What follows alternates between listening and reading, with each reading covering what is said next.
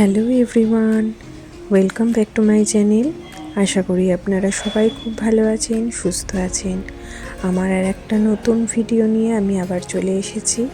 আমি সুতপা। আমার একটা নতুন ভিডিওতে সবাইকে ওয়েলকাম জানিয়ে আমি আমার আজকের ব্লগটা স্টার্ট করছি। আজ হচ্ছে শুক্রবার। দেখুন আজকে সকালে এখন ওয়েদারটা এই রকম থাকে আমাদের এখানে, এখন গুজরাটে। এখানে সকালবেলাতে কুয়াশা নেই, ঠান্ডাটাও একটুখানি কমে গেছে। আর এই যে রাস্তাটা তো চেনাই আপনাদের, যারা আমার ব্লগটা দেখেন। এই রাস্তাটা আমাদের বাড়ির সামনেরই রাস্তা। আর এখন সোমকে দিয়ে আমি চলে এসেছি স্কুলে। আর এসে দেখুন আমি রান্নাও বসিয়ে দিয়েছি আজ তাড়াতাড়ি। আর এই যে আমি মাছ ভাজছি, মাছের ঝোল করব। আর এখানে একটু ভেটকি মাছ সেদ্ধ করে রেখেছি, এটা পরে করব। তো কি করব সেটা দেখতে থাকুন। আর এটা একটা চিল্লা বানিয়ে নিয়েছি ওটসে। আর এই যে মাছের ঝোলও আমার রেডি।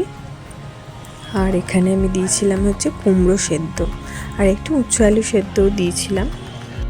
তো এই কদিন ধরে আর কি টিভিটা খুব একটা দেখা হয় না, তো এখন বসে বসে এই টিভি দেখছিলাম, একটু সিরিয়াল দেখছিলাম। আর সারাদিনের পর ভাবলাম এখন ভিডিওটা একবার শ্যুট করি।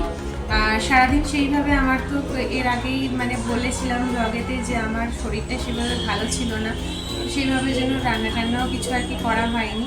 তা আজকে সোমের বাবা বললো যে কিছু কি করছো, স্পেশাল কিছুই করছো, কিছু ভালো মন্দ করছো। ভালো মন্দ আমি বললাম ভালো মন্দ আর কি করবো, সেরকমভাবে তো আমার শরীরটা আর ভালো নেই। দেখা যাক কি কতদূর কি করতে পারি। আর তো এখন আমি করবো একটু ফ্রাইড রাইস করবো। আর করবো হচ্ছে একটু ওবেলা দেখালাম যে ভেটকি মাছটা তো আমার পিস করা ছিল না, তো এটা একটু ছোটো ভেটকি নর্মাল, তো সেইটা দিয়েই আমি একটু ওই চিলি ফিশ টাইপের করবো। তো এটাই হচ্ছে আজকের মেনু। তো ভাবলাম আপনাদের সাথেও শেয়ার করি। আমি করছি কাঁচা ফিশটা দিয়ে করবো না। একটু গেছিলাম ডিম আনতে, ডিম নিয়ে আসলাম। আর সোম গেছে কাউন্সিলিংয়ে, এক্ষুনি চলে আসবে। আর সোম কদিন ধরে মাটন করছে, তাই বললাম যে মাটন তো এখানে সামনে কোথাও পাওয়া যায় না, আমাদের কলকাতা হলে আমি সামনে থেকে নিয়ে চলে আসতে পারতাম, বাট এখন একটু দূরে যেতে হয়, তো ওটা সোমের বাবা ছাড়া পসিবল না। তো তাই জন্য আমি বললাম তাহলে আজকে যেই শুনেছে আর কি ফ্রাইড রাইস হবে, তো খুব খুশি হয়ে গেছে। তাই আমি বললাম তাহলে ফ্রাইড রাইস করি আজকে। ওর বাবাও খুব খুশি, ফোনেতে শুনেছে। রোজের একবার করে আর কি আসার আগে বিকেলবেলা যখন ফোন করবে তখন জিজ্ঞাসা করবে যে কি রান্না হচ্ছে আজকে। তো এই টিভি দেখছি, দেখতে দেখতে রান্নাও করব। এদিকে হচ্ছে রান্না করা আমার, আর এদিকে টিভিটা চলে, দেখতে দেখতে রান্নাটা করবো। তো চলুন তাহলে রান্নাটা করে ফেলি টপাটা।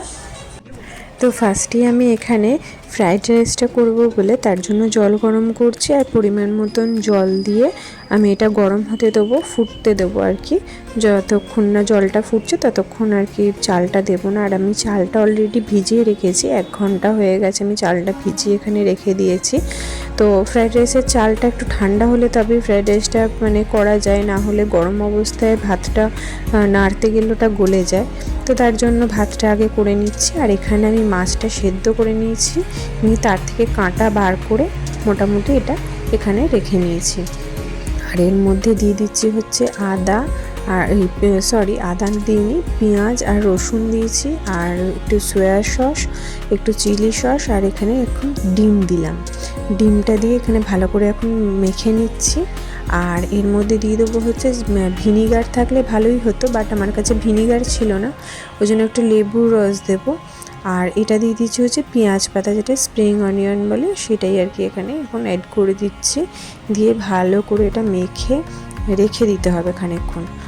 এর মধ্যে কর্নফ্লাওয়ারটাও দিয়েছিলাম বাইন্ডিংয়ের জন্য। তো কর্নফ্লাওয়ারটা দিয়ে মেখে খানিকক্ষণ আমি রেখে দেবো। এটা একটু রেখে দিলে আর কি এর মধ্যে ভালো করে মশলাটা ঢুকবে, তো ভালো লাগবে সেটা খেতে।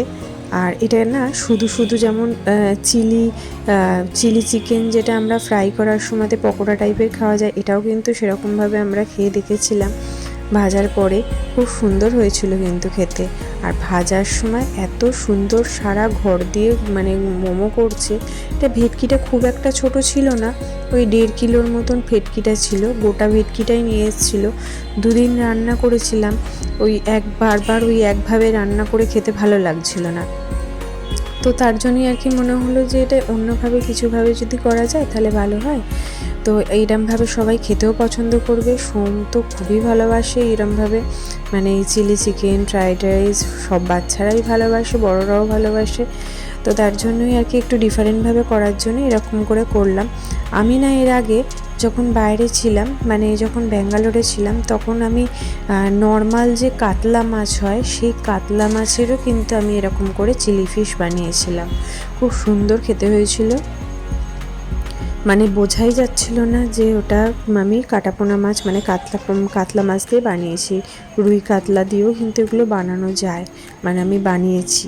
খুব ভালোই লাগে খেতে, খারাপ লাগে না, মানে ঘরোয়া আমাদের ভালোই লাগে। বাইরে হলে সেটা মানে কোনো গেস্টের জন্য নয়, বাট আমরা নিজে ঘরোয়া খাই, কিন্তু ভালোই লেগেছিল। তো এখানে আমার অলমোস্ট ডান, মানে হয়ে গেছে সব ভাজা। আর এখন এর মধ্যে এখন পেঁয়াজ আর ক্যাপসিকামটাও দিয়ে দিলাম। এটা ভাজাও একটুখানি নেড়ে নেবো, কারণ একদম কাঁচা কাঁচাটা না ভালো লাগে না, মানে শক্ত শক্ত যেরকম আর কি হয় সেরকম ভালো লাগে না। তার জন্য একটু নেড়ে নেবো, নরম না হলে না সোমও খেতে চায় না, আমারও ভালো লাগে না, সোমের বাবাও খেতে চায় না। তো এখানে আস্তে আস্তে রসুন বাটা আর সমস্ত 3 রকমের সস দিয়ে দিলাম, দিয়ে এটা ভালো করে মিক্সড করে নিচ্ছে। আর এদিকে মিঠি আর সোমের অবস্থা দেখুন, এই যে দেখো দেখো, দুজনে মিলে হুমড়ি খেয়ে এসে পড়েছে।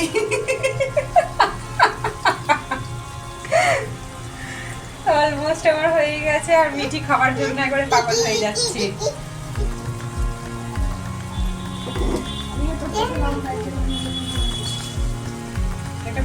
একটা ফ্রাই করা ফিশ আমি দিয়েছিলাম, ব্যাস তারপর কতবার যে আসছে।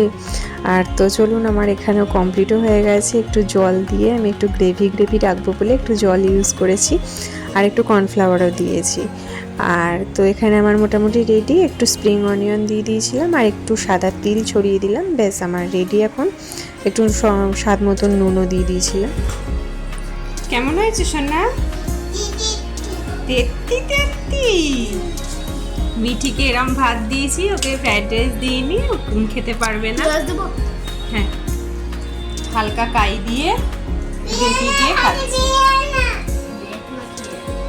ফ্রাইড রাইসটা আমি ততক্ষণ করছিলাম যতক্ষণ সোমকে খাইয়ে দিচ্ছিল। তো তারপরে সোমকেও খেতে দিয়ে দিয়েছিলাম। সোমকে আর আমার শাশুড়ি মাকে খেতে দিয়ে ওদেরকে খাইয়ে তারপর আমরা দুজনে খেতে বসেছিলাম। আর এটাই হয় সব বাড়িতেই, তাই বাচ্চা বয়স্ক মানুষদের আগে খাইয়ে দিতে হয়, না হলে ডাইজেশনের প্রবলেম হবে রাত্রির হয়ে গেলে। সোমের বাবার অলরেডি কল হয়ে গেছে যে আসছি আমি, আর 10 মিনিট হয়ে গেছে, মানে আমাকে জিজ্ঞাসা করছে। তো এখানে আমি এখন ফ্রাইড রাইসটা করছি। আমি বললাম আর 10 মিনিট লাগবে, ফ্রাইড রাইসটা জাস্ট ভেজে নিলেই আমার কমপ্লিট হয়ে যাবে। তো ফ্রাইড রাইসটা আমি এগ ফ্রাইড রাইস করছি। এখানে বিনস, গাজর, ক্যাপসিকাম এগুলো ভেজে নিচ্ছি, আর ডিমটা আগে ভেজে রাইসের ওপরে দিয়ে দিয়েছি। রাইসটা আমি আর ভাজবো না, এগুলো ভেজেই আমি ওর মধ্যে মিশিয়ে দেবো। রাইসটা নুন দেওয়াই আছে অলরেডি, আর এগুলো ভেজে এর মধ্যে সস টস দিয়ে একবারে রাইসটার মধ্যে ঢেলে দেবো, কারণ আমার বড় জায়গা নেই, এই কড়াটার মধ্যে ওই রাইসটা ধরবে না। আর এখন রাত হয়ে গেছে, তো 2টো ব্যাচে এখন আমাকে ভাজতে হবে, তো এখন সেইটা আমি ঝামেলা করব না। তো তার জন্য এইভাবেই আমি শর্টকাটে করে নিচ্ছি।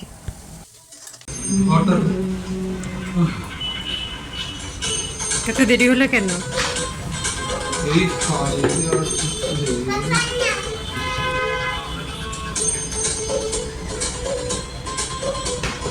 মা পুরোটাই খেয়ে নিল।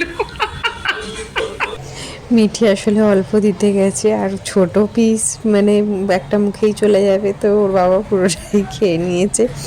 আর তো মিঠি তারপরে কাঁদছিল, আমি বললাম ঠিক আছে আমি তোকে আর 1 পিস আবার দেবো। কেমন হয়েছে বলো? খুব ভালো হয়েছে, খুব ভালো, খুবই ভালো হয়েছে। লেবুটা দিয়ে ভালো লাগছে তো? হ্যাঁ, লেবুটা ভালো লাগছে, আলাদা একটা টেস্ট ভালো। ঠিক আছে, খেয়ে নাও।